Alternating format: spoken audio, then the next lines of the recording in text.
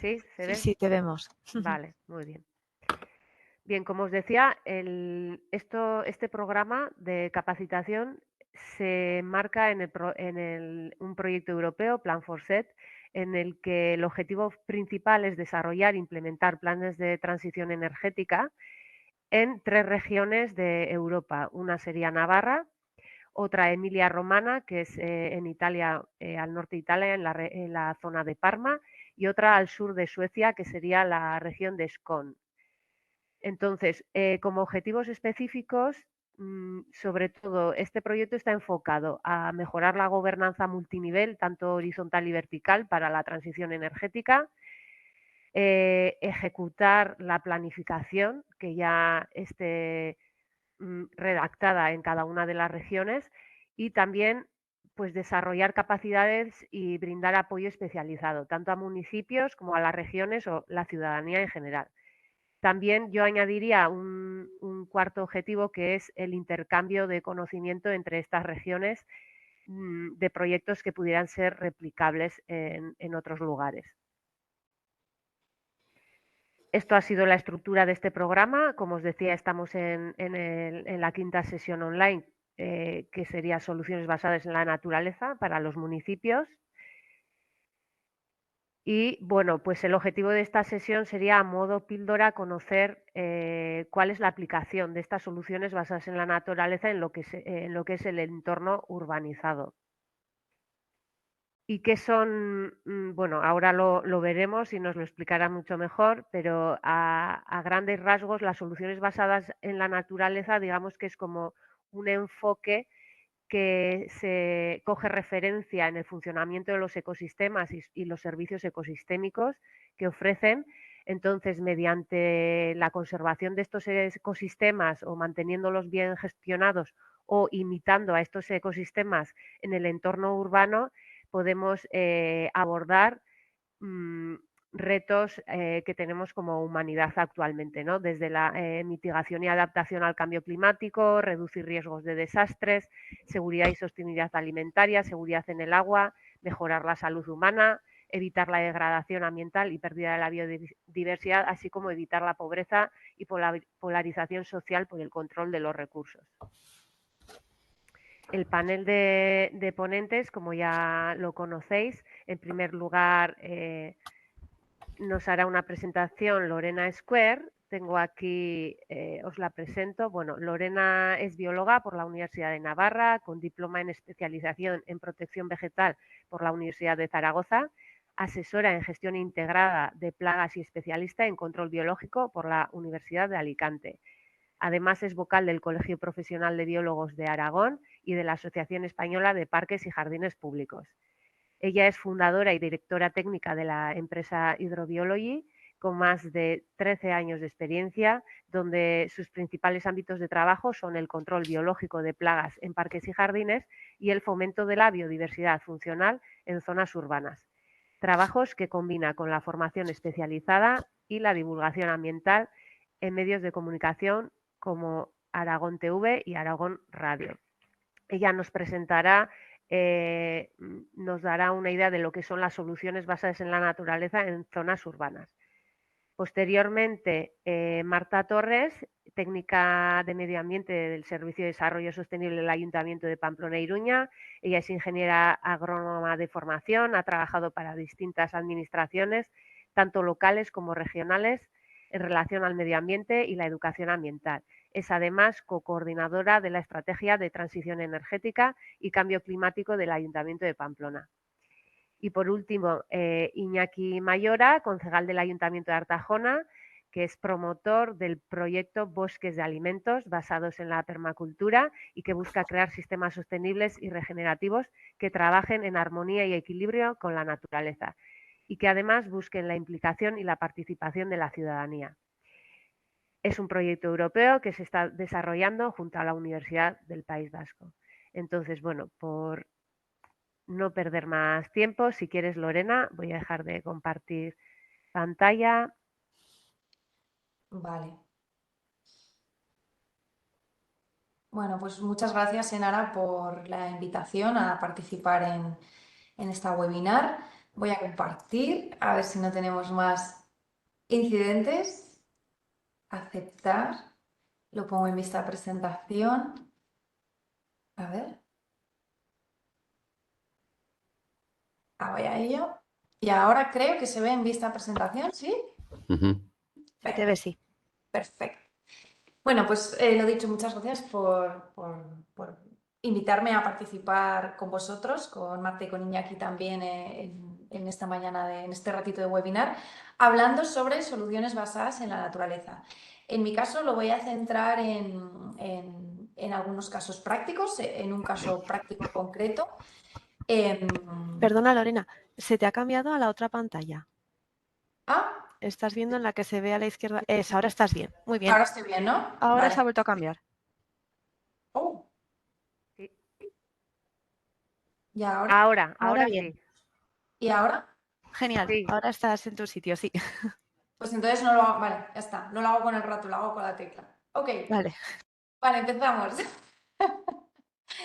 Vale, voy a contextualizar un poco porque como bien ha dicho Nara en la presentación, yo estoy, bueno, creo que todos en realidad, pero estoy muy centrada en el ecosistema urbano desde el punto de vista de cómo podemos aprovechar pequeños espacios de oportunidad para generar y aplicar estas soluciones basadas en la naturaleza en aquellos espacios en los que a priori en la ciudad no puede haber vida, ¿no? Entonces, a mí siempre me gusta decir que bienvenidos a la ciudad como un nuevo ecosistema. Y es que muchas veces hablamos de ecosistemas, ecosistemas acuáticos, ecosistemas terrestres, pero la realidad es que la ciudad como tal, en sí misma, ya es un ecosistema. Un ecosistema donde nosotros los humanos somos la especie dominante de ese ecosistema. Ya sabemos que en todos los ecosistemas tiene que dominar una especie o algunas especies. En este caso somos nosotros y el medio ambiente edificado es el elemento principal que constituye nuestro ecosistema. Es una estructura física, pero tal y como quiero reflejar en la infografía, eso no implica que no podamos albergar otro tipo de vida y que no necesitemos otro tipo de vida, porque aunque seamos la especie dominante, sí o sí necesitamos la presencia de otras especies vivas que nos van a aportar muchos servicios ecosistémicos, los cuales ayudaremos con la implementación de las SBN. Y es que la ciudad como un nuevo ecosistema en realidad es una realidad en la que ya se habla de ello constantemente en libros, en los que lo que se intenta es acercar la naturaleza de las ciudades a sus principales habitantes, que somos nosotros. Y es que lo que estamos viendo los biólogos es que frente a la ventana de nuestras casas están sucediendo historias, historias que podemos desentrañar e intentar identificar y entender, viendo que hay una evolución en vivo de especies y muchas de ellas funcionan como bioindicadoras, ¿no? Y tenemos el caso de los gorriones, que sabemos que sí o sí su vida está vinculada a la presencia del ser humano. Estamos, cuando hay asentamientos humanos, siempre el gorrión acaba llegando, pero lo cierto es que también está en declive debido a la contaminación, sabemos que son muy sensibles al plomo y como esta hay muchas otras historias que podemos ir desgranando si analizamos todo lo que ocurre en la ciudad. Y en realidad estamos rodeados de seres vivos, plantas y animales que son bioindicadoras de acciones que nosotros estamos realizando, tanto para bien como para mal. Y es que, claro, siempre se cree que la ciudad es para las personas y que la vida silvestre está fuera, en el campo, en el entorno urbano, en las montañas. Y lo cierto es que a la pregunta de dónde reside la naturaleza, que me gusta mucho preguntarme, las ciudades también pueden convertirse en importantes refugios para esa biodiversidad. La cuestión es que para que haya naturaleza en las ciudades, esa biodiversidad hay que trabajarla de manera sistemática y hay que implementar esas soluciones y esos proyectos que realmente están haciendo que se fomente la biodiversidad, pero de una manera continua. No parches aislados de vegetación o de acciones, sino cosas que tengan continuidad en el tiempo y que estén conectadas en sí mismas. Y es que, claro, la realidad es que la situación ha cambiado y en este gráfico lo que intento mostrar es un poco la evolución de lo que era, pongamos 20 años atrás, del agroecosistema frente a las ciudades de hace 20 años. Nos encontrábamos un agroecosistema mucho más diverso, mucho más rico, con distintos hábitats, donde todas las figuras que están en negro representan a especies animales que estaban presentes en ese ecosistema en ese momento.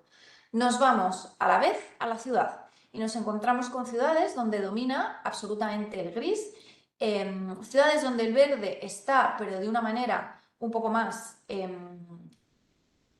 y casi anecdótico. Tenemos esos céspedes perfectamente segados, setos perfectamente cortados, alcorques vacíos y no pasa nada.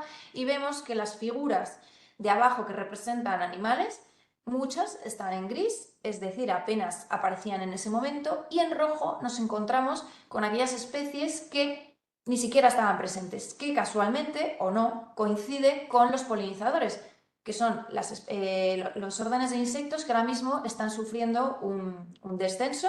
De hecho, ya nos enfrentamos a la sexta desaparición masiva de especies, y entre ellas los polinizadores son los órdenes o los tipos de insectos que se están viendo más afectados.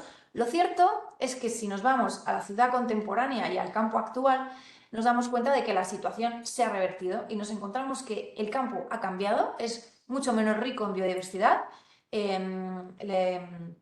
La superproducción masiva, la destrucción de márgenes florales ha creado campos de monocultivo, concentraciones parcelarias grandes, lo que hace que no sea tan diverso, por tanto no es tan rico, y vemos que las figuras han cambiado. Ahora los polinizadores están en declive en el campo. Si nos vamos a la ciudad, vemos que lo que ocurre es lo contrario: ciudades mucho más verdes, techos verdes, jardines verticales, islas de biodiversidad, alcorques vivos, gestión diferenciada, céspedes altos que dan lugar a recursos florales para muchas especies de polinizadores, y vemos que la diversidad de especies ha aumentado en la ciudad y en el campo ha disminuido. Es que hay que asumir que la base está en la complejidad. Cuanto más complejo es un ecosistema, más rico va a ser en biodiversidad, bien en el campo, bien en la ciudad. De hecho, hay estudios destacados en la Universidad de Reino Unido que ya indican que los tiene mejor calidad de vida en la ciudad que en el campo. Y de hecho aquí estamos viendo una foto que viene de Francia, donde vemos campos de cultivo donde ya tienen que sembrar márgenes florales para aportar esos refugios y esos hábitats para estos polinizadores que en el campo, pues debido a que se utilizan todavía bastantes productos fitosanitarios, no tienen tan buena calidad de vida. Pero es que estudios más recientes, de noviembre de 2024, nos dicen que las pequeñas parcelas de flores silvestres plantadas o sembradas en áreas urbanas pueden ser tan efectivas como los prados naturales que podemos encontrar en la montaña o en el medio rural para apoyar la presencia de mariposas, abejas y sírfidos. Es decir, órdenes de insectos que corresponden con polinizadores que sí o sí necesitamos. Y para que podamos fomentar todo esto, realmente para que podamos dar paso a la naturaleza en la ciudad, tenemos que cambiar la visión de ciudad. Fundamentalmente lo que tenemos que hacer es cambiar o pasar de lo estrictamente ornamental a lo funcional.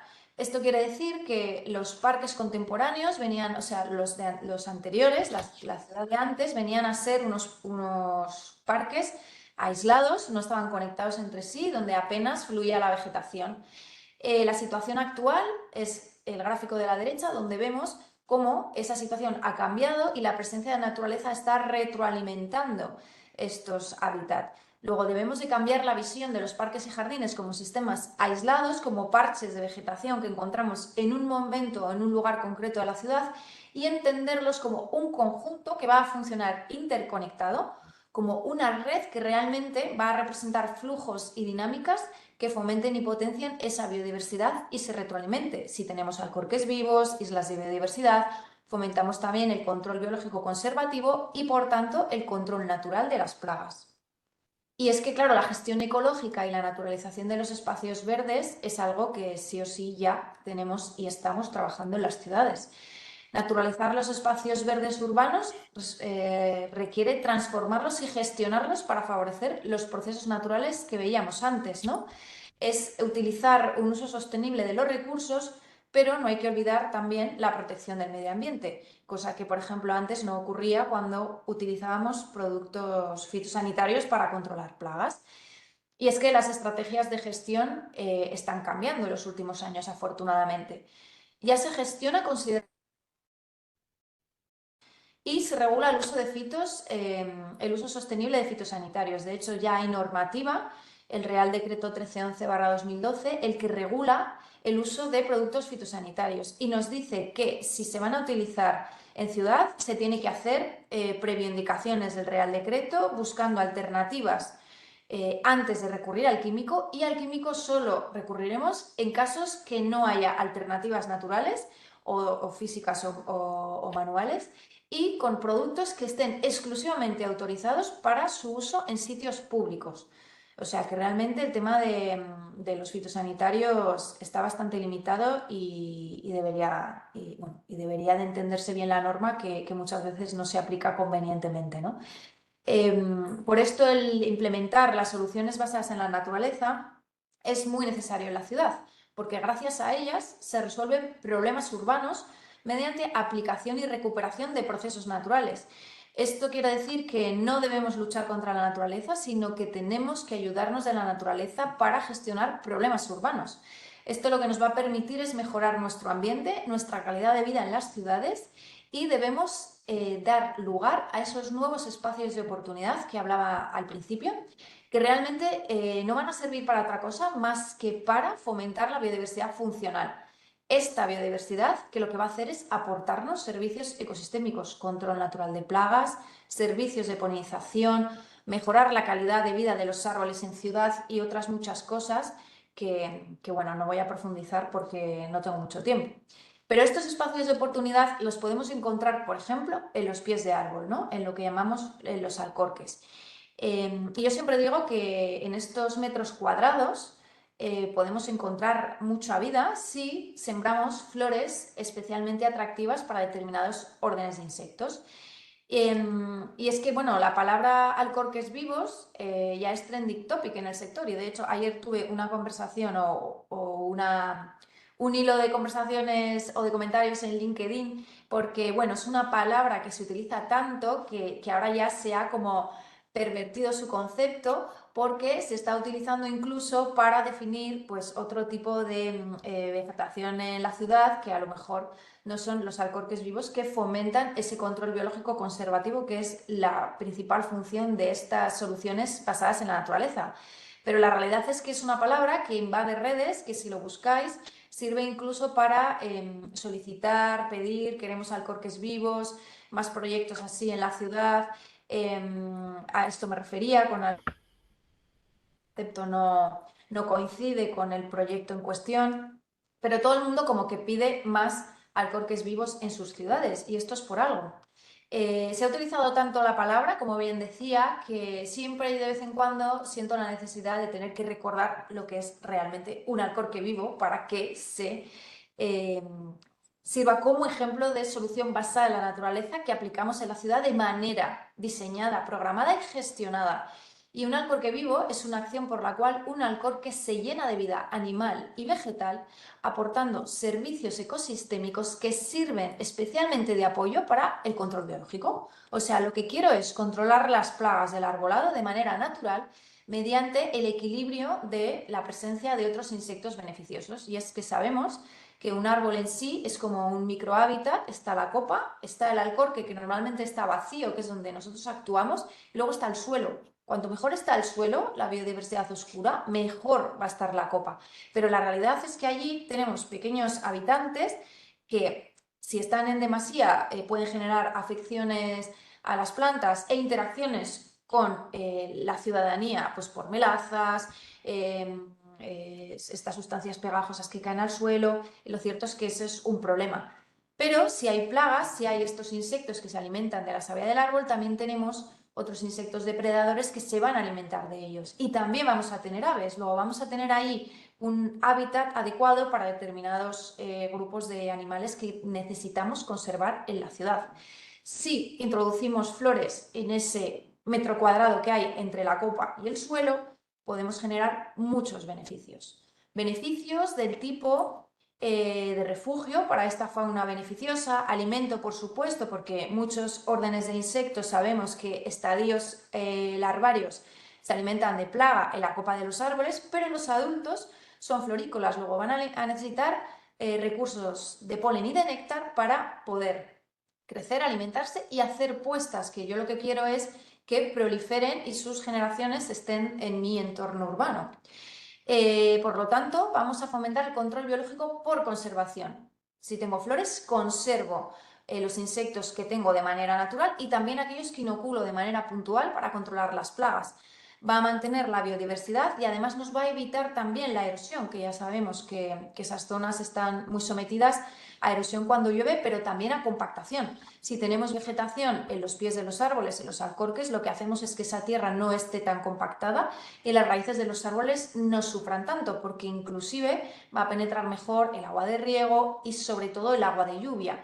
Además, algunas de las especies que ponemos en los alcorques también pueden aportar nitrógeno a ese suelo, cosa que también va a favorecer la calidad de vida del árbol y va a ayudar a las raíces. Luego, todos son beneficios a nivel de árbol, pero es que también nos aportan beneficios a nivel de ciudadanía. Y es que ver flores en la ciudad también es beneficioso para nuestra salud. Cuando vemos flores, la dopamina se libera en nuestro cuerpo, lo que hace que sintamos una sensación de felicidad. Pero es que además, si esas flores tienen olor, como por ejemplo las rosas, que nos encanta coger y oler las rosas, nos damos cuenta que la serotonina, la dopamina y las endorfinas activan nuestro sistema límbico y reducen el estrés y hacen que nos sintamos con calma. Luego, la naturaleza en la ciudad, esa proximidad a la naturaleza también es beneficioso para nuestra salud.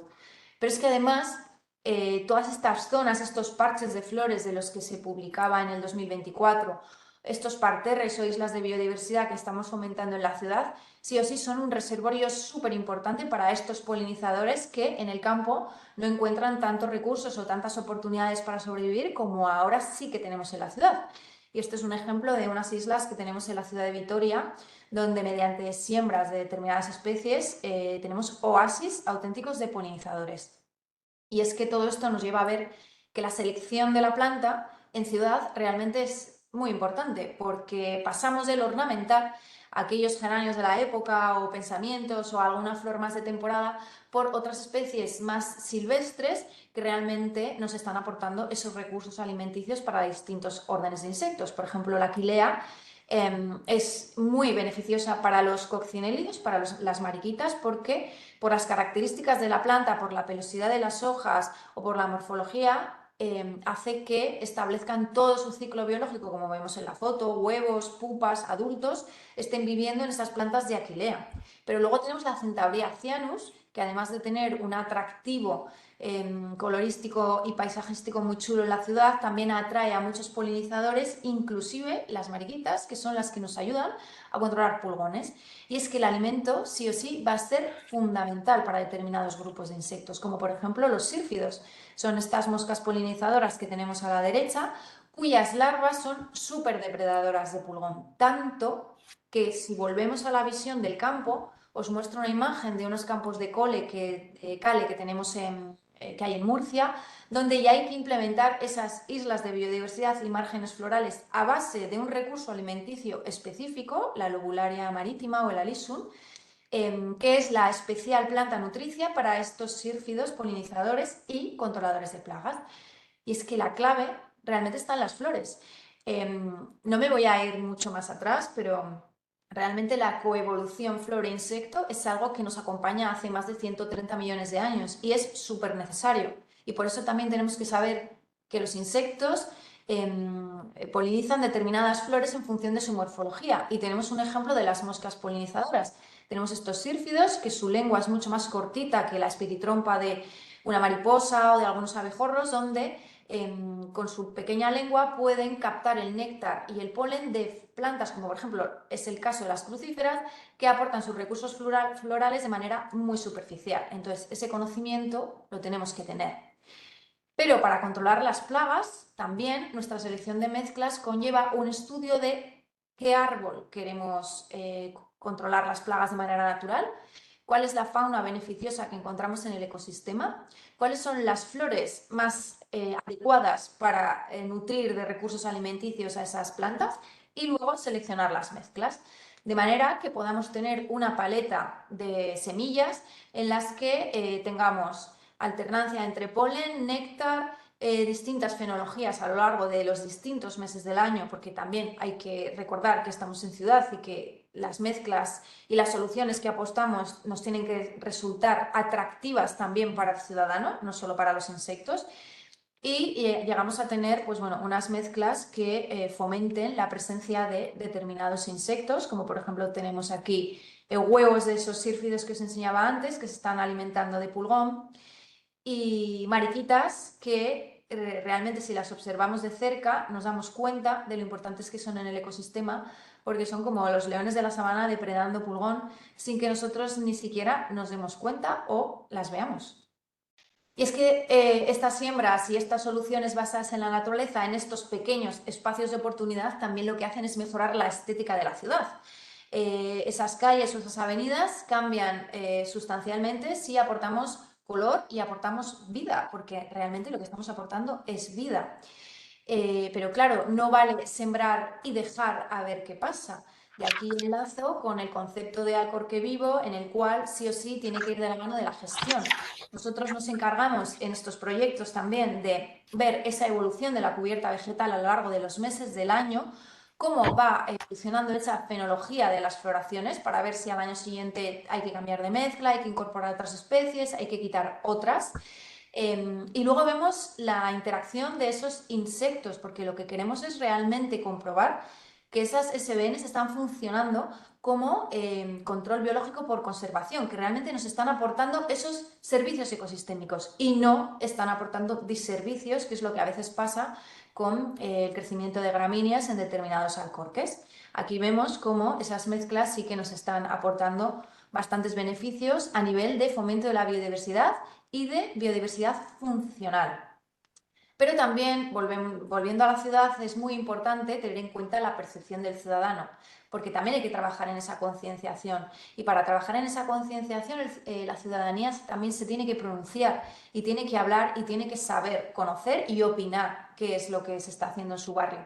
Entonces, algunos de estos proyectos incluyen un QR que enlaza a una landing donde hay información del proyecto actualizada y cada uno de los y las vecinas que viven en el barrio pueden contestar a la encuesta donde ellos dicen si consideran que este proyecto embellece el barrio, si crees que el Alcorque está más limpio así o cómo valoras controlar las plagas de manera natural, que es una parte muy importante, el dejar atrás los químicos y gestionar manteniendo un equilibrio natural. La realidad es que las encuestas realizadas en esta ciudad, en Rivas, Madrid, que es donde llevamos ya 4 años implementando este proyecto y cada vez se están inundando más calles de alcorques vivos, las encuestas fueron muy positivas. O sea, siempre la verdad es que ha sido muy positivo el proyecto y está siendo porque pensábamos que iba a haber partes que iban a generar más controversia, como por ejemplo la limpieza. Y es cierto que es una parte que sí que suele sacar peor puntuación, pero cierto es que los ciudadanos lo aceptan de buen grado.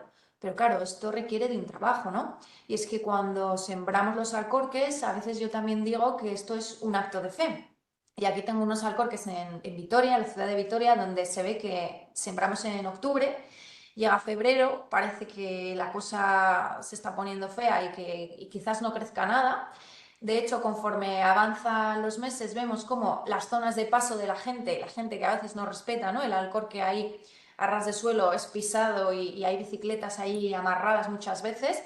Vemos bueno, pues que las pisadas de la gente se apoderan de la situación hasta que de repente llega la primavera y, como digo yo, crece la magia porque al final la vegetación se abre paso y tenemos alcorques absolutamente maravillosos. 2 años después nos encontramos con calles donde la naturaleza brilla por sí misma y donde sin ni siquiera en este caso concreto la necesidad de un cartel ha acabado siendo una zona respetada por todos los viandantes, donde inclusive se paran a observar, a mirar y a comentar lo bonita que está la calle. Y es que yo siempre digo que otros alcorques son posibles y otras ciudades son posibles gracias a la presencia de estos alcorques, que en este caso es la ciudad de Zaragoza, donde vemos que allí sí que hay pues 2 señoras observando esos alcorques, cosa que a mí me encanta porque realmente empatizan y les agrada esa naturaleza, pero hay que ser conscientes de que todo evoluciona y que la belleza de las flores no va a durar, desafortunadamente para nosotros, pues todo el tiempo, porque es cuestión de biología, ¿no? La biología es evolución, es cambio continuo.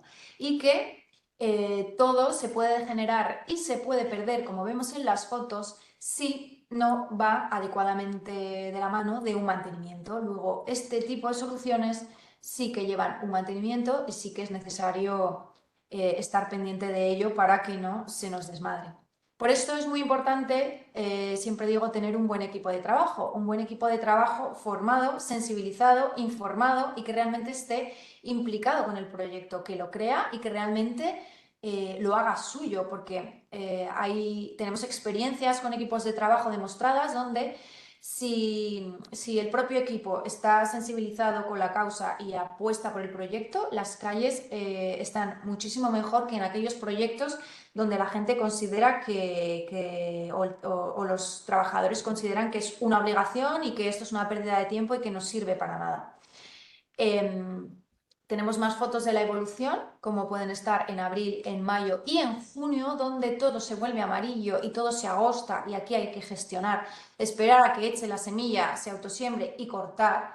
Pero tenemos que conectar a la ciudadanía con esa naturaleza. Tenemos que hacer entender que esa parte del proceso es necesario y que tampoco es tan malo, ¿no? Que siempre digo que otras ciudades son posibles en el momento en el que ocurren estas cosas y esta interacción con la vegetación que tenemos en la puerta de casa. Pero para esto hay que concienciar, hay que informar, hay que dar a conocer los proyectos que se están haciendo y hay que contar por qué está así y por qué bueno, luego se va a convertir en amarillo. El movimiento Alcorques Vivos va evolucionando y va llegando a distintas ciudades distribuidas por todo el país. Luego es algo que realmente indica que las soluciones basadas en la naturaleza ganan terreno dentro del ecosistema urbano y que sí o sí cada vez son muy importantes. Inclusive, hablando de espacios de oportunidad, para mí las redes sociales también son un importante espacio de oportunidad para conectar a personas y para permitir el contacto y la información de determinadas fuentes que a lo mejor presencialmente no se veían. Entonces, bueno, también es importante practicar esa concienciación y ese storytelling a través de las redes sociales para que la gente realmente se dé cuenta de que estas soluciones no son temporales, que se prolongan en el tiempo, que llevan un trabajo, pero que es parte de todos el respetarlas y el entender que aunque llegue el verano y se agosten, la naturaleza sigue su proceso, el ayuntamiento o las brigadas van a gestionar esa parte esa parte amarilla y seca, pero que realmente en unos meses vamos a volver a tener floraciones y por tanto se va a restablecer otra vez el ciclo del control biológico conservativo. Y me he pasado unos minutos de tiempo. Gracias, Lorena. Una presentación preciosa, la verdad. Y Marta, cuando quieras, a ver, vamos a cruzar los dedos y a ver si podemos compartir bien la presentación.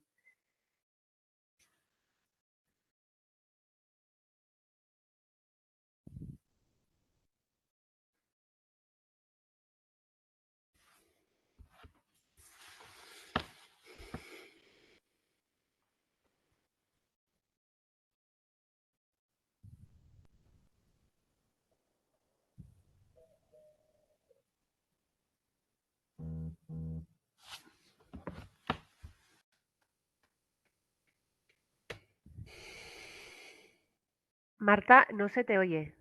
Es que me he puesto a compartir sin ponerme el micro, perdona. Ah, Voy, de nuevo. Voy a compartir de nuevo.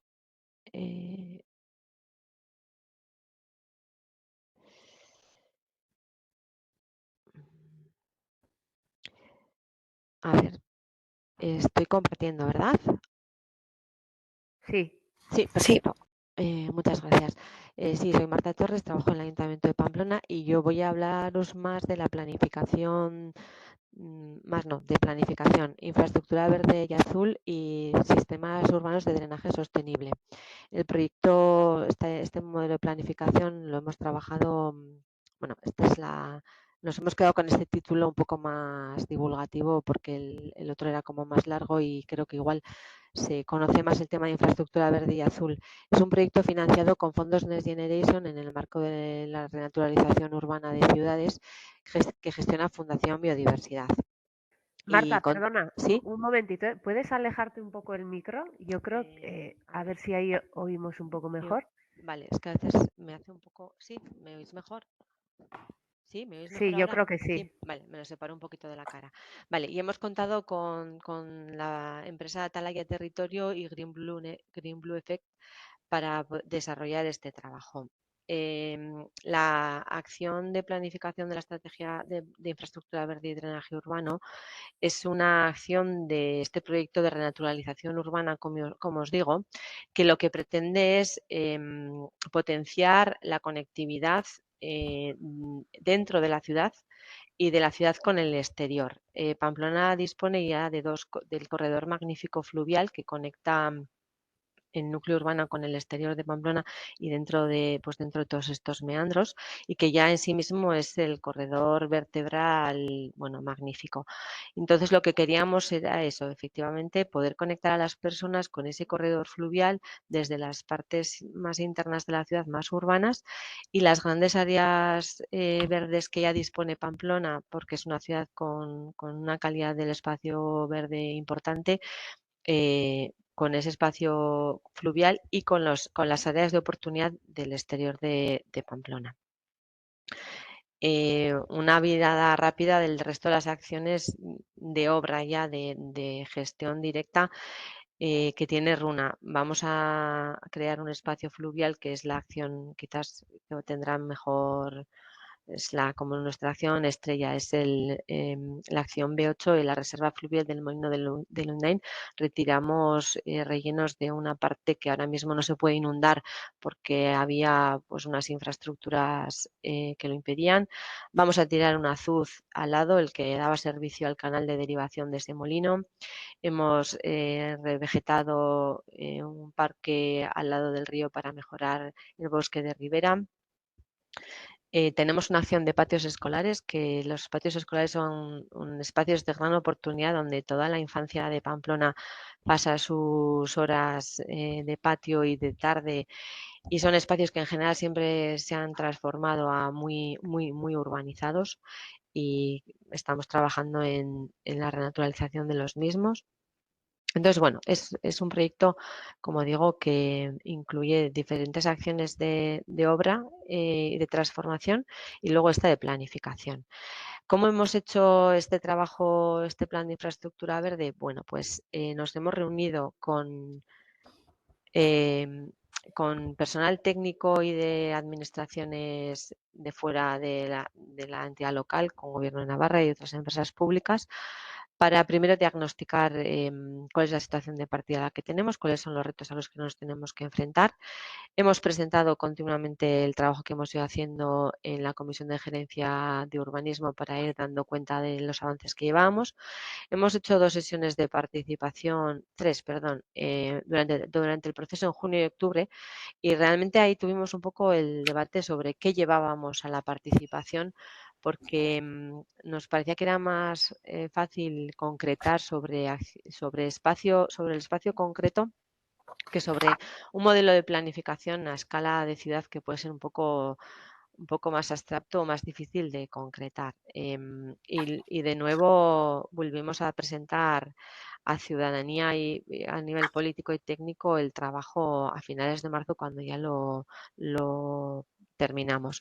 Hemos tenido, la verdad, que la asistencia, tanto a la reunión esas reuniones previas de debate y de consenso, pues contamos con casi 80 participantes, en general menos mujeres que hombres.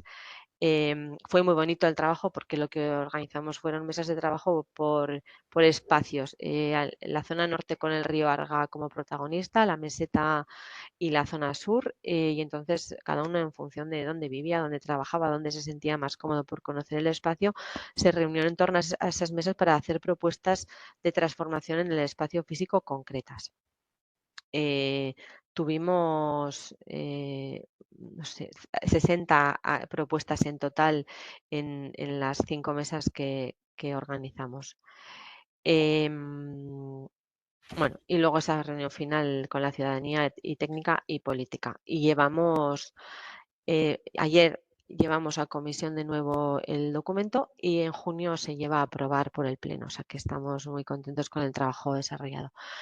¿Por qué incluimos dentro del plan el drenaje urbano? bueno, estas dos acciones forman parte de la estrategia de transición energética y cambio climático del ayuntamiento y estaban incluidas las dos, el plan de infraestructura verde y azul y el drenaje urbano. La modificación del reglamento del dominio público hidráulico dice que en las aglomeraciones de más de 200.000 habitantes hay que trabajar para que el 80% del agua de lluvia sea tratada previo al vertido. Las ciudades, como están configuradas ahora mismo, la impermeabilización del suelo, suele ser un alto porcentaje, cogemos nuestras pluviales, las echamos al colector, con un poco de suerte van a, bueno, ha habido cambios de criterio, pero bueno, van a una planta depuradora donde se quitan esos sólidos y esos grasas, hidrocarburos, líquidos de freno que lleva esos aluviales, ¿no? Esas primeras recogidas de agua del espacio urbano. Y si llueve mucho y la capacidad de la depuradora se sobrepasa, hay alivios directos de vertido al río. Y si la red es separativa, pues ese agua va directamente al río sin ningún tratamiento previo. La infraestructura verde es la oportunidad de recoger ese agua, filtrarla, como esa foto que ponía Lorena antes, ¿no? ¿Cómo era el sistema antes de que viniéramos a impermeabilizar el suelo? Pues el agua percolaba por el suelo y se infiltraba, iba a los acuíferos en profundidad o bajaba lentamente por las cuencas hasta los cauces. Nosotros hacemos que la velocidad de escorrentía sea altísima, arrastra todo lo que se encuentra en la ciudad por el camino y, todo esto va al río. Entonces, es como la gran oportunidad de intentar coordinar la infraestructura verde y el drenaje urbano. Además, lo que pretendemos es adaptar la ciudad a los nuevos escenarios climáticos, sobre todo de incremento de temperatura y esas inundaciones pluviales que ya se están dando, porque hay que tenerlas en cuenta también. Y luego compatibilizar esto con el desarrollo urbanístico, bien en la ciudad consolidada o bien en los nuevos espacios. Y esas oportunidades, esos beneficios que nos da a las personas también la infraestructura verde o las soluciones basadas en la naturaleza dentro de la ciudad. El plan tiene no solo el modelo de infraestructura verde, sino que hemos desarrollado un plan de acción con, no sé si son 200 acciones, un coste de 11 millones de euros. Hemos seleccionado de todas esas 25 y las hemos desarrollado con más detalle. Hemos hecho el plan de gestión y el de seguimiento con indicadores para poder ver cómo llevamos el trabajo. Hemos redactado un documento de mantenimiento de sistemas urbanos de drenaje porque esta es en la administración local, este es uno de los retos también porque son nuevas infraestructuras que hasta ahora no se ejecutaban y por lo tanto nadie hacía su mantenimiento, por lo que es un reto definir cómo ha de ser, qué equipos han de ser, qué necesidades tienen, cómo se presupuesta estos nuevos servicios. El parque fluvial de Pamplona también es un gran valor que yo creo que igual no somos capaces de ponerlo en valor suficientemente y una gran oportunidad para ese bosque de ribera que es importantísimo que se mantenga sus condiciones porque es el tránsito de la fauna natural, que no debemos olvidar que en Pamplona contamos con presencia de visón europeo y que a veces hemos gestionado como si fuera un jardín y que tenemos que revertir a esas condiciones de naturalización que deberían tener. Que esto también es otro reto a la hora de comunicarlo, porque tenemos la costumbre de tener un modelo de jardinería pues quizás demasiado inglesa, con céspedes o praderas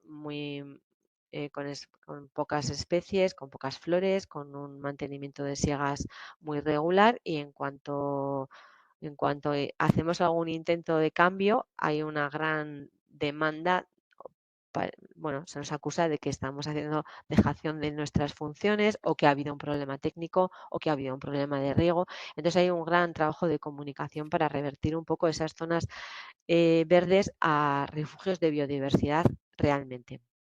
Hemos hecho una propuesta de normas de de criterios técnicos para diseñar esos espacios públicos. Acompañamos a todo el trabajo de un informe de impacto de género, porque si no, no podríamos aprobarlo en pleno. La cartografía, y además tenemos un documento resumen que es el que estoy compartiendo hoy con vosotras. Bueno, algunos datos sobre Pamplona, sobre los 23 metros cuadrados de zona verde por habitante o el porcentaje de suelo impermeable. Partimos de una buena situación y lo que tenemos que avanzar es a otra mejor en cuanto a incremento de superficie de zonas verdes y corredores y cambio en el modelo de gestión de las mismas.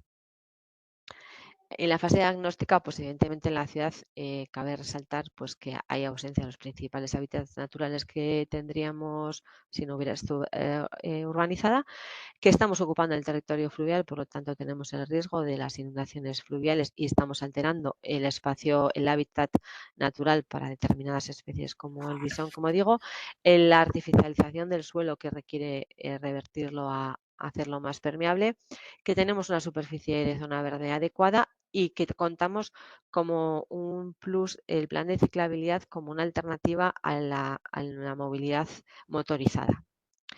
Este es nuestro territorio fluvial, es el esquema, marca a la ciudad de una manera importante y es un eje transversal.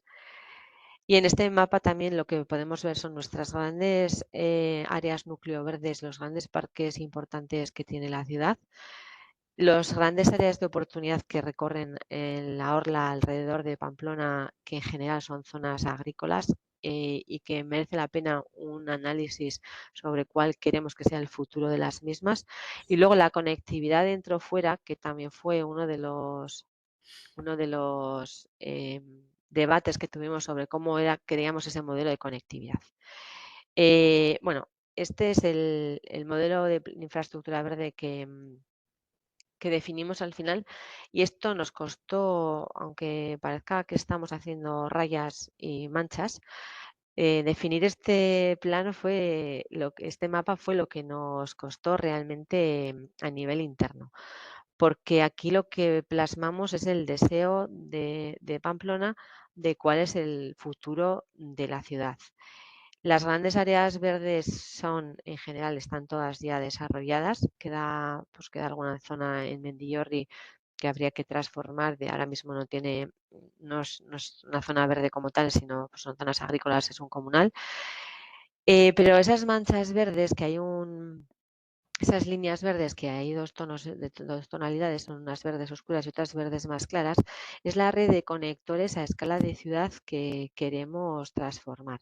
Y el reto es importante porque lo que significa es que ese espacio que ahora mismo son las grandes avenidas de entrada a Pamplona o circulares que conectan unos barrios con otros, son lo que queremos que se transformen en conectores verdes de confort climático, donde se incremente la presencia de vegetación fundamentalmente arbórea, pero también arbustiva o incluso herbácea, y que genera tanta controversia porque supone definir un nuevo uso al espacio público que ahora mismo es para vehículos y queremos transformarlo en otro modelo de corredor.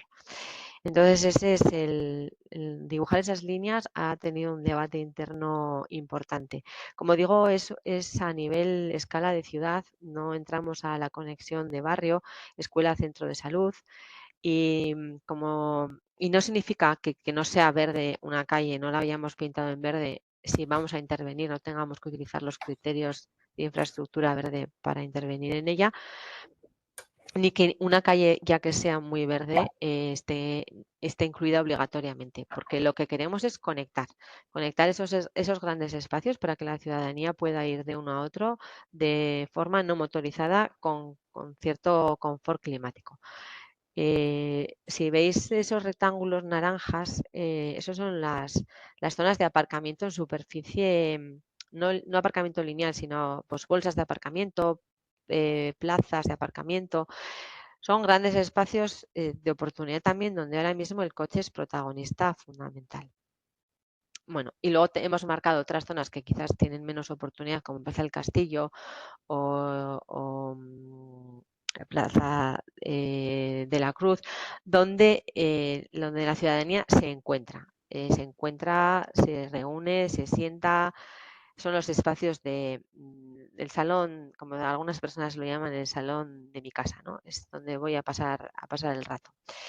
Luego esa orla rosa que rodea, bueno, vamos hablando de dentro a fuera. Esa orla rosa que rodea casi todo Pamplona es la meseta, es la Ronda de la Ripa. Pamplona está sobre una meseta excavada por el río Arga y pues es un balcón donde apreciamos el paisaje que rodea Pamplona, y lo pintamos así porque queríamos darle importancia y poner en valor ese recorrido en general peatonal y que nos proporciona una visión panorámica del resto de la comarca. Luego está el espacio fluvial interpretado en su máximo esplendor con la inundación incorporada, que va más allá de lo que es el parque, sino que esto es la zona de inundación.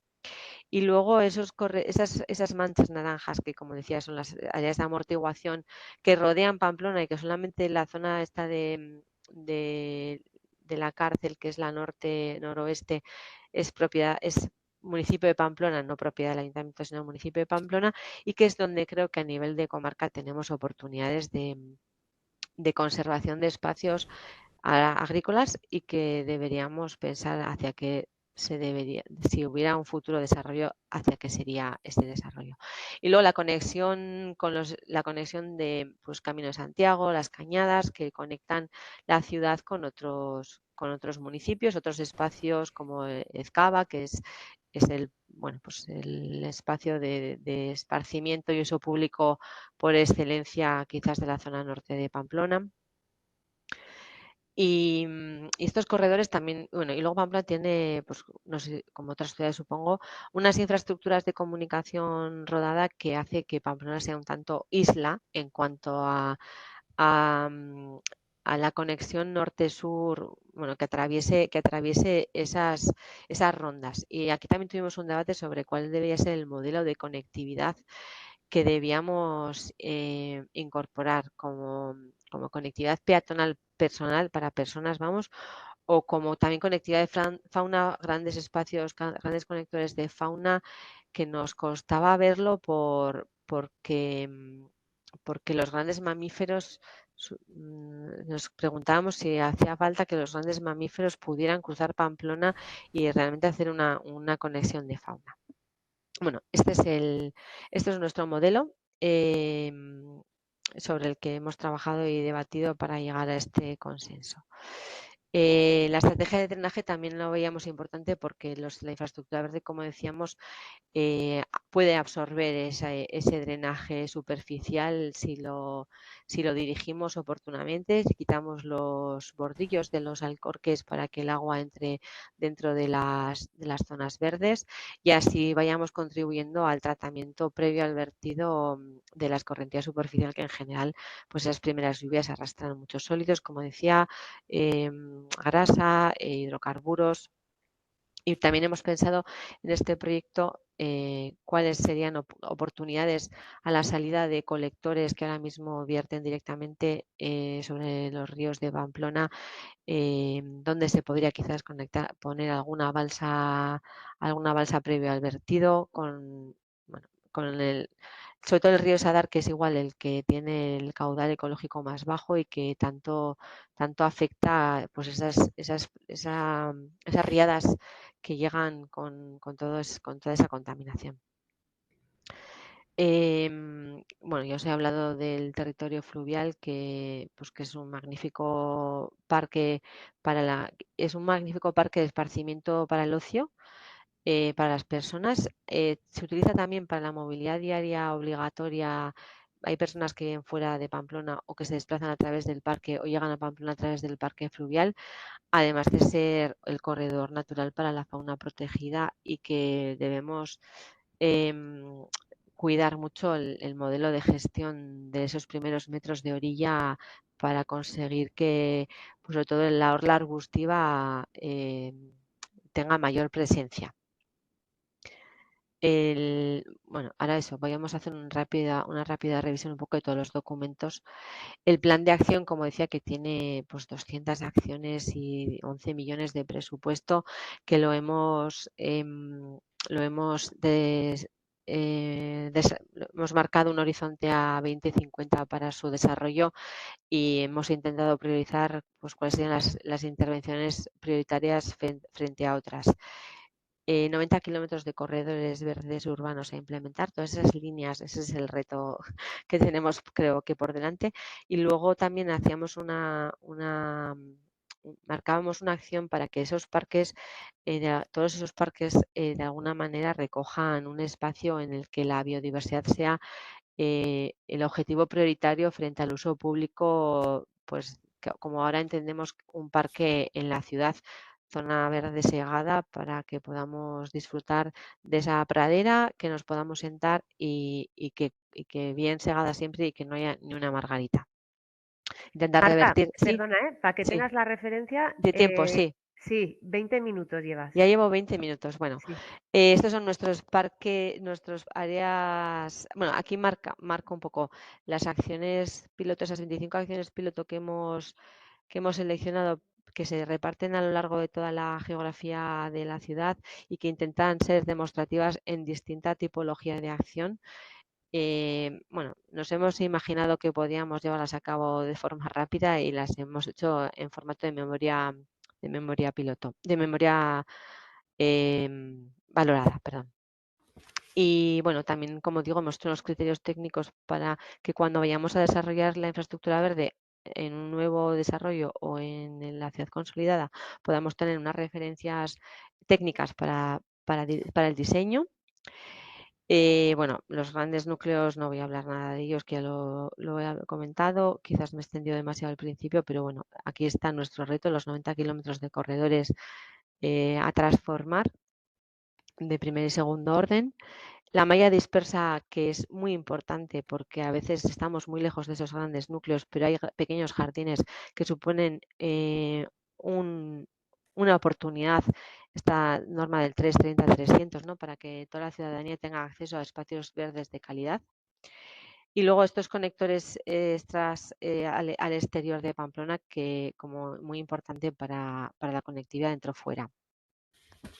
Esto es nuestro mapa térmico, ya se nota claramente que el espacio fluvial es un gran amortiguador del incremento del efecto isla de calor de las ciudades. Y estos son nuestros patios, espacios de oportunidad en los centros educativos muy desaprovechados y con un gran potencial en el trabajo pedagógico de los centros educativos también. Los refugios de biodiversidad que marcábamos como ese cambio en el paradigma del espacio verde de la ciudad. Y la meseta, que decía que queríamos darle importancia. Bueno, las áreas de amortiguación y luego, bueno, los polígonos industriales, que no he puesto la diapositiva, pero que son espacios de oportunidad también y donde se nos olvida que ahí trabajan personas, se desplazan personas.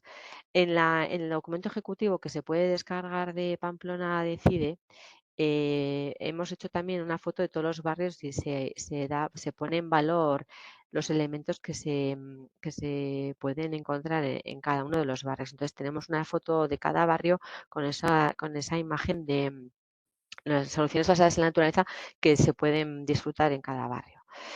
Y eso es lo que proponemos, una ciudad más verde, que incorporemos el patrimonio natural dentro del valor y que es una respuesta a los retos climáticos de temperatura y de inundabilidad que tenemos en Pamplona, como en otras ciudades, y que esto repercute en la salud de las personas, en una ciudad más amable y en una mejor calidad de vida. Bueno, muchas gracias por la atención.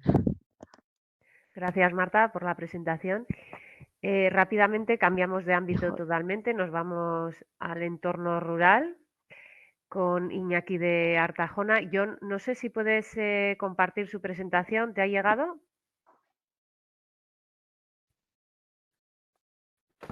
Vale, perfecto. Si quieres, Iñaki, puedes ir diciéndole a Jon para que vaya pasando. Vale, bueno, primero en esta primera diapositiva me voy a centrar un poco en explicar el proyecto. En este proyecto que tenemos una ayuda del ITF Food, que es un organismo que se ocupa, vamos a decir, de las cuestiones alimenticias y los temas verdes de Europa. Se nos otorgó 2,2 millones de euros. Participamos 4 proyectos, uno en Estonia, con su Universidad de Tallinn, EURAC de Italia, Coimbra de Portugal y Artajona con la Universidad del País Vasco. Somos el proyecto cabecera, puesto que encima, vamos a decir, aportamos la mayor dimensión de terreno. Como veis ahí, si os fijáis, tiene una forma como de una bota, ¿vale? Y luego sigue como una prolongación en rojo, ¿vale?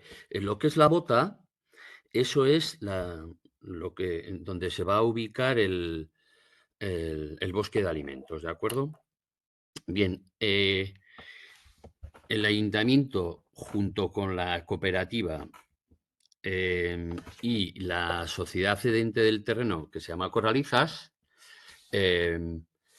se presentó a este proyecto, además de con 4 institutos, los agroforestales de Villava, Peralta, el de Marcilla y San Adrián, por temas de alimentos, etcétera, y el de Tafalla, así como la Escuela Pública de Artajona.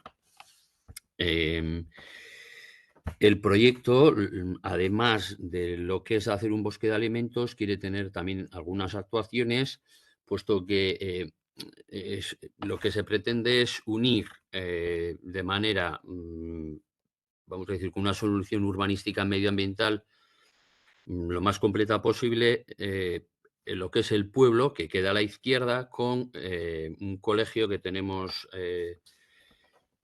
pues a la salida del pueblo, ¿no? Son 360 metros y nos parecía que era la mejor solución. Es una zona muy transitada por la gente del pueblo que va a pasear. Y si os fijáis, en la parte de abajo hay como una hilera de árboles y por ahí suele pasear la gente y va hasta el final. Pero claro, ¿qué pasa? Pues que los coches bajan por ese tramo a 120, 100 por hora y las personas mayores tienen mucho problema y mucho miedo de cruzar. Entonces, lo que hemos habilitado es el cruce en la parte justo de salida del pueblo, ahí a la izquierda por la mitad, y de ahí sale un trazado rojo que va por todo el ribazo y se encuentra con el bosque de alimentos. De esta manera ya damos salida a esa preocupación ciudadana, ¿vale? Y luego, además, en la parte de arriba, si os fijáis, está como pintado de verde y por ahí hacemos también un camino, eso es, un camino por el cual, cuando este bosque esté ya más adelantado y crecido, pues la gente va a poder pasear, vamos a decir, rodeado de naturaleza. Entonces, evitamos que la gente pasee por las carreteras, ¿de acuerdo? Bien, si no te importa pasar.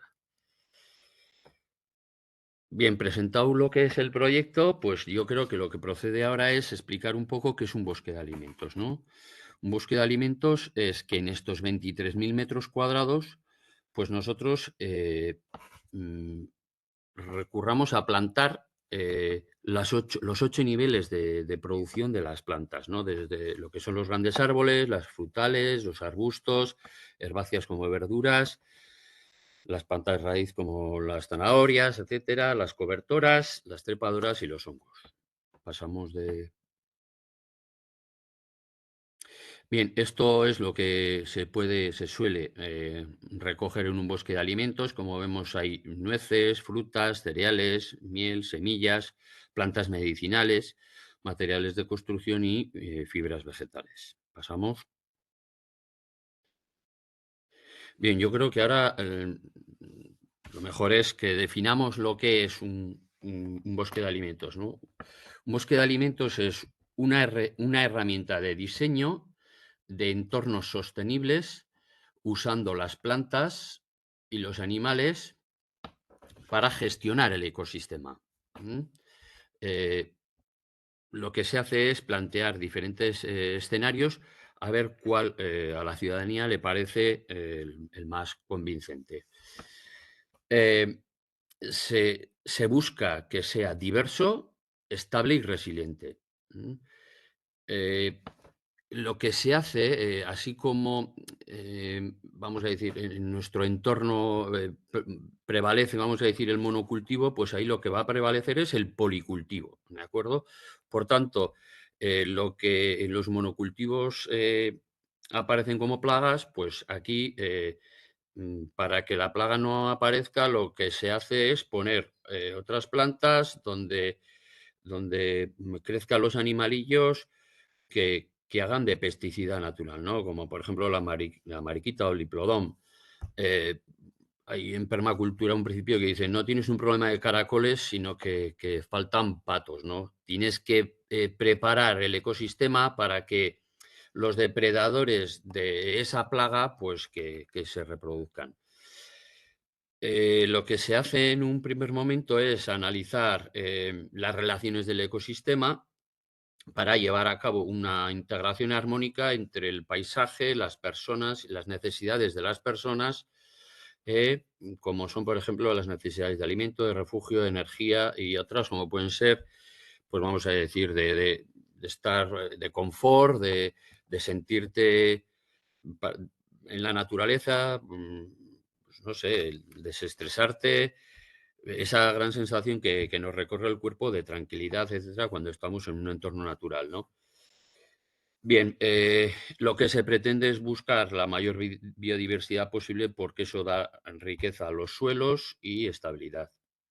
Asimismo, también es otra forma de entender las necesidades guiadas por unos principios éticos como son cuidar la tierra, cuidar la gente e intentar pues, promover un reparto justo, ¿no? Bien, hay que analizar los entornos, sobre todo en este caso donde vamos a plantar, pasamos porque, claro, lo primero que hay que hacer es observar, ¿no? Observar cómo se comporta la naturaleza para que a partir de ahí, pues, viendo lo que florece, cómo florece, las estrategias de supervivencia de las plantas y saber cómo tratarlas y cultivarlas, ¿no? Lo que se tiene que hacer es analizar los patrones de cómo funciona. Bueno, un principio es un patrón replicable y, como decía Bill Mollison, ¿no? Que analizó a las culturas indígenas que cubrían sus necesidades y cuidaban el medio y a los otros seres vivos, ¿no? Y decimos cuidar la tierra porque si queremos tener biodiversidad se tiene que hacer en equilibrio, hay que analizar los ciclos del agua y evidentemente tener en cuenta siempre pues que va a haber una parte que no la tenemos en cuenta, como son las generaciones futuras, y hacerlas, vamos a decir, presente en nuestra toma de decisiones, ¿no? Vale, hay una serie de principios, como son observa e interactúa con la naturaleza, captura y guarda la energía, o sea, lo que no uses, utiliza luego para compostar. Hay que obtener algún rendimiento porque si no, pues eso, con el estómago vacío no se piensa nada ilustre, ¿verdad? Autorregular y retroalimentar, valorar los recursos renovables, porque al final, bueno, pues tenemos que intentar que el agua que tenemos, el sol que nos acompaña, el viento, etcétera, pues a ver si lo podemos utilizar para, vamos a decir, em, que nos ayude a lo que es la proliferación de plantas y de la cría de árboles, etcétera. Claro, ahí en ese terreno tenemos la suerte de que encima es una zona de regadío, pero además se cuenta con un estanque y queremos, vamos a decir, transformar ese estanque y convertirlo en 3 albercas para que pues nos sirvamos, vamos a decir, de la silvicultura, etcétera, de las chinampas, que luego aparecerá una infografía, ¿no? Vale, no hay residuos, todo se devuelve a la naturaleza. Hay que intentar integrar más que segregar, o sea, hay que complementar unas plantas con verduras, porque al final está claro que la naturaleza nos ha demostrado que es una buena combinación y da mejor resultado. Eso sí, hay que tener en cuenta pues que en algún caso, por ejemplo, puesto que se ha destinado a la producción industrial agrícola, se ha utilizado bastante maquinaria y la tierra está compactada. Entonces, pues ya vemos que ahí las soluciones no van a ser instantáneas, sino que vamos a necesitar, tiempo plantando, vamos a decir, pues plantas que nos ayuden a horadar el suelo y que creen esos espacios para que se oxigenen, ¿no? Entonces, lo que hay que hacer a la hora de diseñar es tener en cuenta el clima, las particularidades climatológicas, las heladas, las horas de sol, la zona de sombra, las precipitaciones, si solo se depende de la lluvia o si se tiene otras fuentes, ¿no? Nosotros en nuestro caso, pues no vamos a tener este problema, puesto que hay cantidad de agua. Hay que analizar el suelo, el tipo de vegetación, si está aireado, si tiene buena composición de insectos, animales, raíces, los hielos que le caen, porque hay una zona que está más a refugio y otra que está menos, donde le pega más el viento norte, ¿no?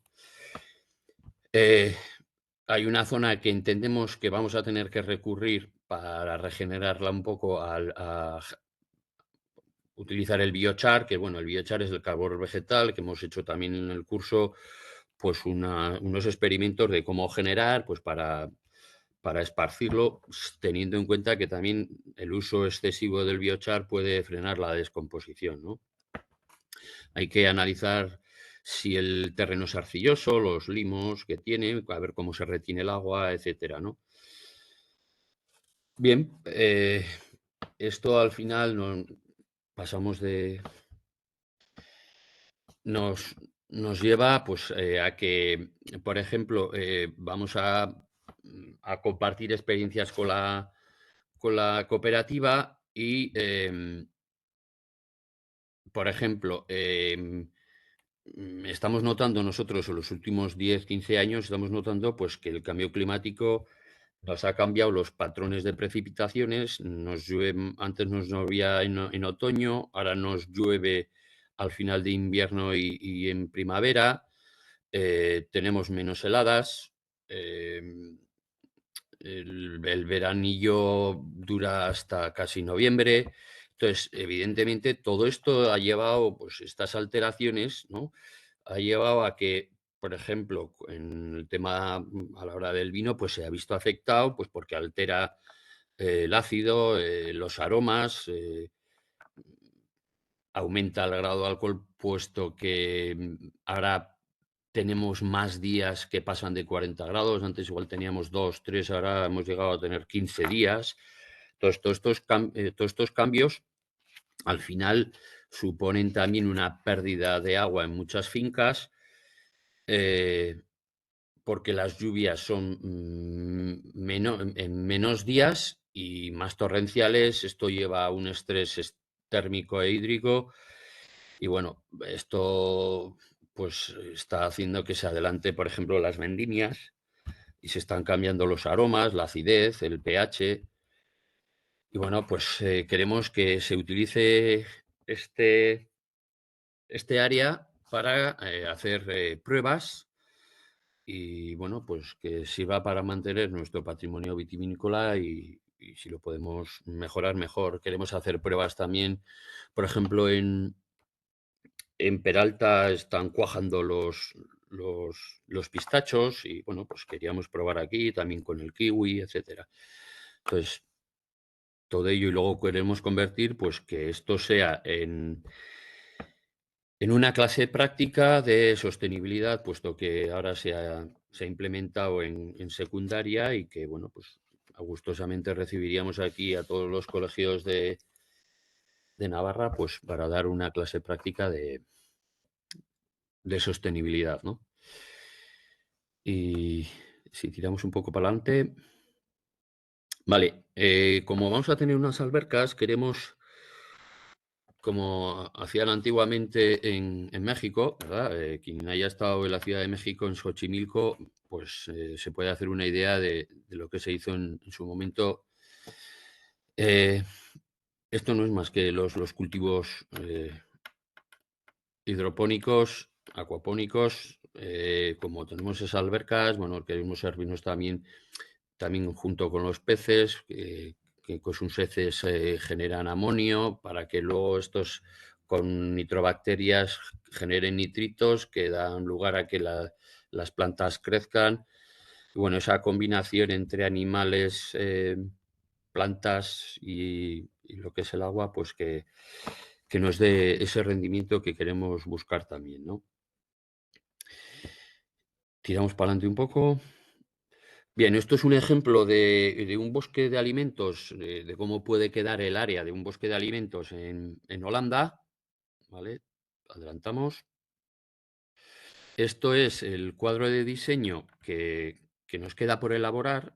Hemos hecho 12 días de cursillo de permacultura y ahora del 15 de julio al 20 de julio tenemos otro curso para lo que es acabar de diseñar el curso, que esto se hace, vamos a decir, con los colectivos de Artajona, que bueno, pues ya se han tenido diversos encuentros, charlas con ellos, y ya en esas fechas pues pasaremos a hacer un diseño conjunto, porque bueno, esto también va acompañado, pues bueno, yo no lo había oído nunca, pero bueno, se llama, a la hora de afrontar, encarar la gobernanza, lo que es la sociocracia, ¿no? Es una manera de buscar el consenso entre todas las partes afectadas, en la que, bueno, pues la toma de decisiones, bueno, a la hora de uno decidirse, pues tiene que decir si le parece bien, si le parece bien con objeciones o pues objeta. Entonces se vuelve a hacer otra ronda para que la gente vaya exponiendo sus argumentos y así acabamos de buscar un consenso lo más completo posible. Pasamos. Bien, esto es otra zona de otro campo, de otro bosque de alimentos, para que nos hagamos una idea de cómo puede ser, pues eso, a vista de pájaro, ¿no? Que nos hagamos una idea más precisa de lo que es un bosque de alimentos. Adelantamos. Bien, y a su vez también, pues queremos atacar y si en la medida de lo posible atajar, puesto que esto como está en una ladera, claro, las escorrentias y las lluvias cuando llueve fuertemente y dado que hay una acequia, pues al final nos genera este problema que nos corta la carretera general que nos lleva a Pamplona, a Iruña. Y por tanto, pues lo que queremos es conducir las aguas de manera que se queden esos 23.000 metros, que se aprovechen bien las aguas y que no discurran hacia la carretera y por tanto evitar estas inundaciones. Bien, y esto es todo. Si queréis hacer preguntas. Gracias, Iñaki. Un proyecto súper interesante. Yo tengo alguna pregunta, pero bueno, como andamos un poco justos de tiempo, que nos gustaría acabar a la hora, igual nos alargamos algún minutico más. No sé si entre las personas participantes hay alguna pregunta. Si no, sí que hay una en el chat, podemos empezar por ahí. Y el resto podéis levantar la mano o escribir en el chat. Marta, tú misma preguntabas, una pregunta para ti, Iñaki. ¿Quién ha sido el proyectista del bosque de alimentos? A ver, el proyectista no hay, lo hacemos la ciudadanía. Si se refiere al impulsor, no sé si es el impulsor o el proyectista. No, el proyecto no está diseñado aún, ¿eh? Vale, El proyecto lo diseñamos ahora del 15 al 20. sí, como veía ya parece que estaba la distribución en planta y así preguntaba a ver si ya teníais un proyectista que estuviera proyectando pues marcos de plantación, los riegos, esa recogida de aguas que habrá que llevarla por un canal, eso, que Vale, ya he entendido que estáis haciendo un diseño sociocrático, que tampoco conocía esta palabra, y que de ahí con esa idea supongo que de distribución, de necesidades, Eso es. supongo que alguien tendrá que acabar haciendo un proyecto ejecutivo. Sí, a ver, lo que vamos a recoger ahora entre toda la ciudadanía, en los colectivos, es, vamos a decir, cuáles son sus prioridades, qué es lo que les gustaría en que se convirtiera ese bosque de alimentos, ¿no? Pero sí que es cierto que hay ciertas cuestiones que ya nos determinan un poco. Por ejemplo, los caminos. Los caminos, eso, y ya tienen que ir por donde tienen que ir y ya, eso es un patrón. Es un patrón que ya te delimita. Hay otro que es un ribazo que es bastante grande, pero bueno, pues ahí evidentemente tienes que ir plantando pues arbustos y vamos a decir de los niveles de producción más bajos, pero lo queremos aprovechar también. Entonces, lo vamos a diseñar nosotros, el colectivo. Aprovechando al hilo de esta pregunta, Iñaki, y que has comentado el colectivo, entiendo que un proyecto así, y además en un pueblo, bueno, Artajona para ser pueblo es bastante grande, ¿no? En comparación de otros del entorno, Ujú. pero seguramente entiendo que todo esto tiene un impulso grande por parte de algún colectivo, o una comunidad o el pueblo. ¿Cómo es un poco? Porque luego también habrá que garantizar ese uso, el mantenimiento a futuro y supongo que hay un apoyo social a todo esto. Cuéntanos un poco cómo Sí, surge. vale. A ver, vamos a decir, el impulsor fue el ayuntamiento junto con la Sociedad de Corralizas, la cedente, Ujú.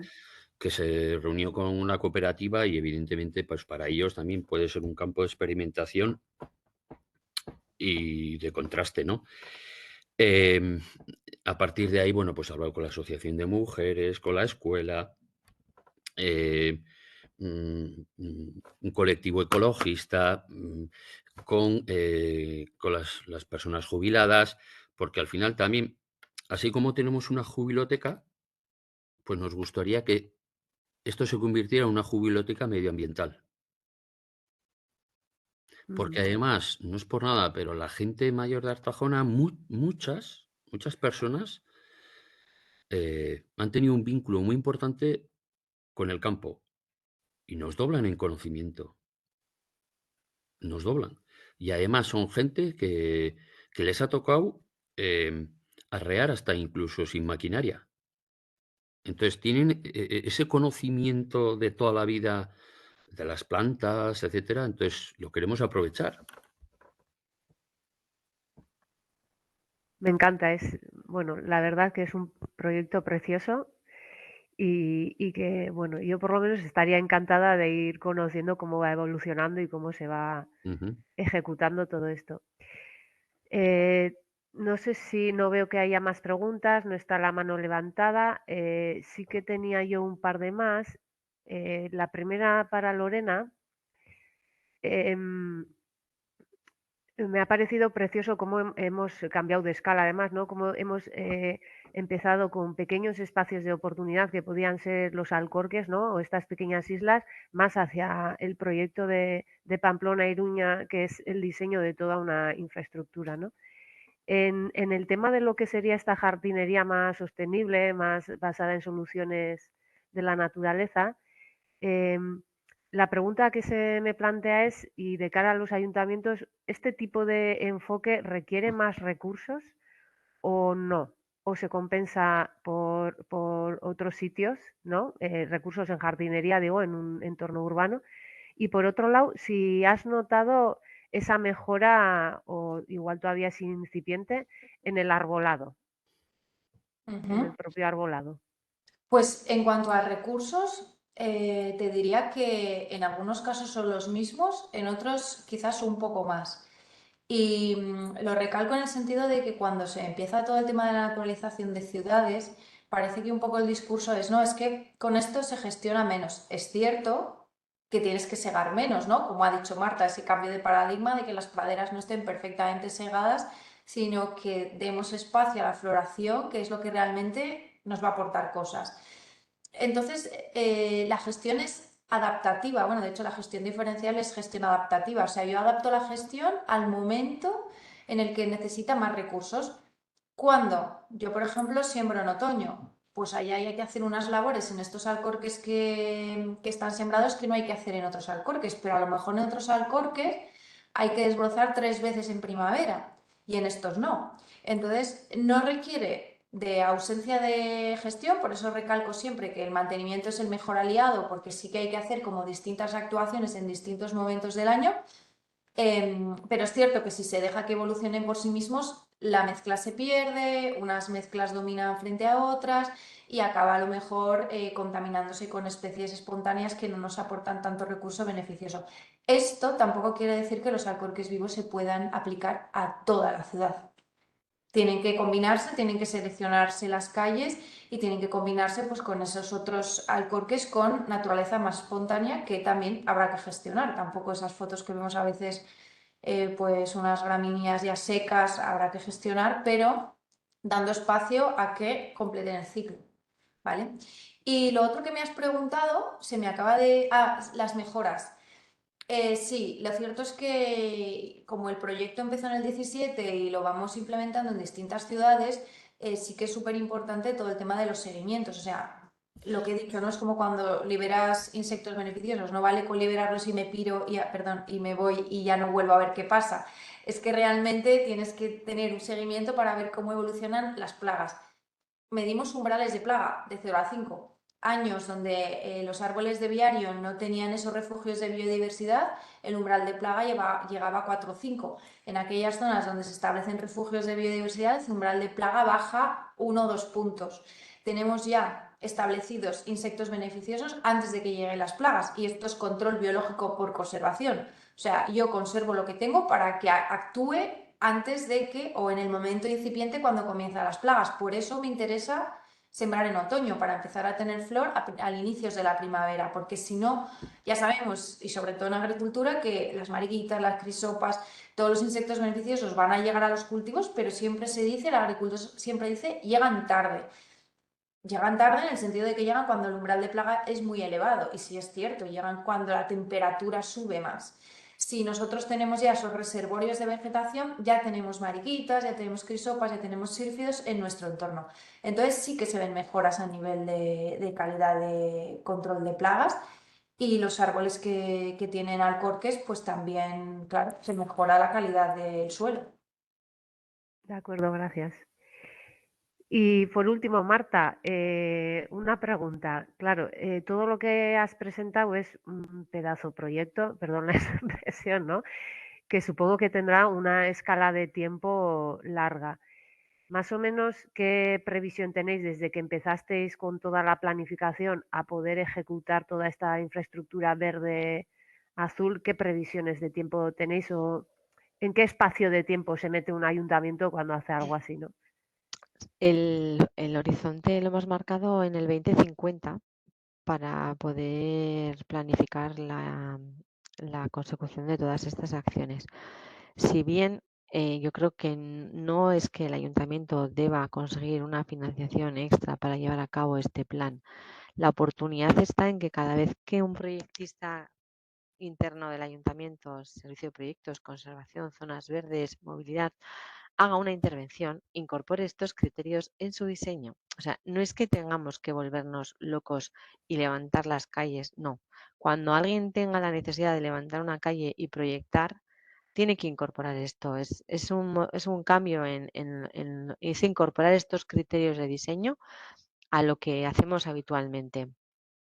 Desde el diseño hasta el mantenimiento, que es lo que comentaba Lorena, que es el otro, pues a veces el freno, porque realmente pasar la segadora puede ser mucho más barato que llevar una brigada con una pinza y recoger lo que se haya quedado atascado en los arbustos. Y luego somos personas y somos personas de animales de costumbre y entonces pues tienes que llegar con las instrucciones muy claras hasta el último ejecutora que está ahí con la desbrozadora o con la segadora, ¿no? O a la persona que está diseñando un nuevo trazado o una nueva sección de calle en el modelo consolidado o en los nuevos desarrollos. Sí, bueno, para terminar, no tanto una pregunta, sino como una reflexión con todo lo que habéis dicho, la importancia también de toda la parte de sensibilizar y conocer por parte de la ciudadanía, ¿no? Estos nuevos métodos, bueno, nuevos por, por decir algo, ¿no?